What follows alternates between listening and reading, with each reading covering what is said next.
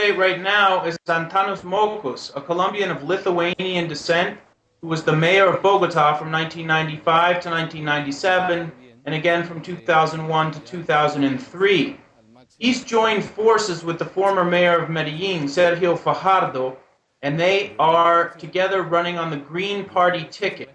And this is the surprise candidacy that has really taken the media and public opinion by storm. Most polls have Mocos now leading the right-wing candidate, Juan Manuel Santos, former Minister of Defense under current President Álvaro Uribe, and a member of the country's leading media family, which owns the country's major daily newspaper called El Tiempo. Juan Manuel Santos was predicted to win fairly easily after the legislative elections in March, which gave a clear majority to the right-wing supporters of President Uribe, and Juan Manuel Santos has been picked as Uribe's successor.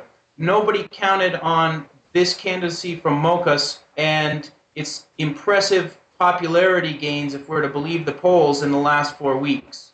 Juan Manuel Santos was Minister of Defense when Colombia illegally bombed a FARC camp in Ecuadorian territory just across the border from Colombia, and he is now wanted on charges to stand trial in Ecuador for that violation of Ecuadorian sovereignty. He has also been alleged to have met with paramilitary chieftains.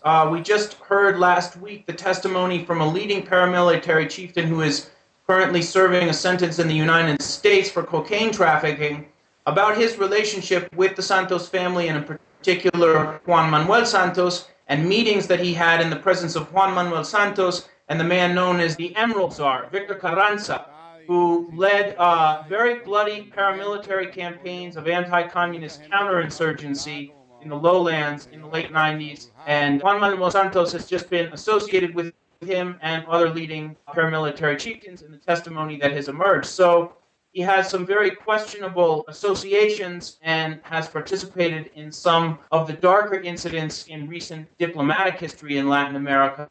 And he is extremely unpopular with a great number of Colombians of both the left and the right. Santos was the defense minister during the false positive scandal in which more than 2,200 civilian men were dressed up and passed off as guerrillas in order to inflate the army's body count and make it look as though they were making serious strides against the FARC insurgency. The tactic in the past had been to use peasants. What was new about this false positive scandal was that they recruited very heavily from the slums of southern Bogota and then took these men very far from their homes, and they appeared dead, dressed up in uniforms many days later. Arguably, one of Colombia's biggest problems is the problem of impunity, particularly for homicide. Certainly, Santos and his involvement with some of these extremely dark incidents during the Uribe presidency represents that tradition of impunity for Colombian leaders.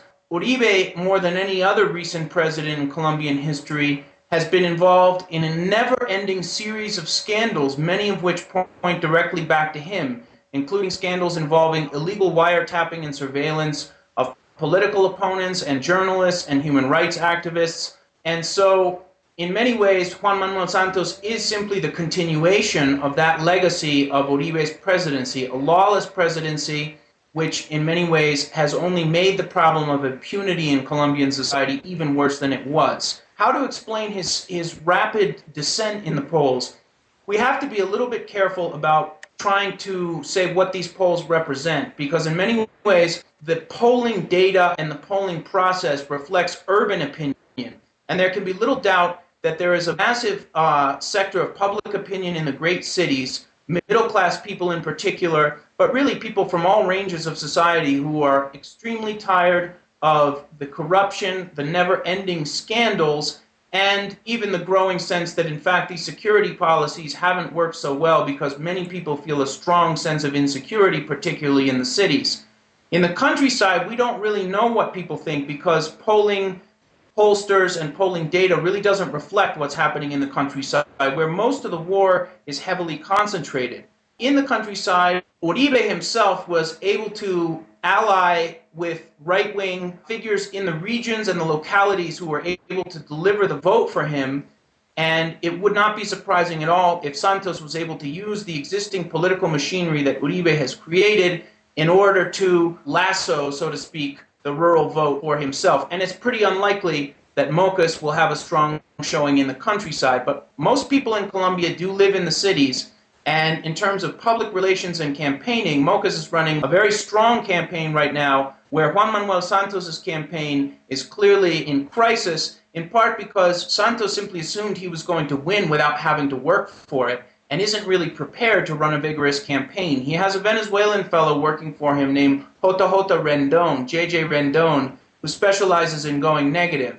And that's what Santos has been trying so far, but the more negative he goes, the more it seems to rebound in favor of Mocus. So it's not clear how Santos is going to regain his edge in the public opinion polls, but it might be that those public opinion polls don't reflect the political reality of Colombia, and Santos might be able to get elected anyway.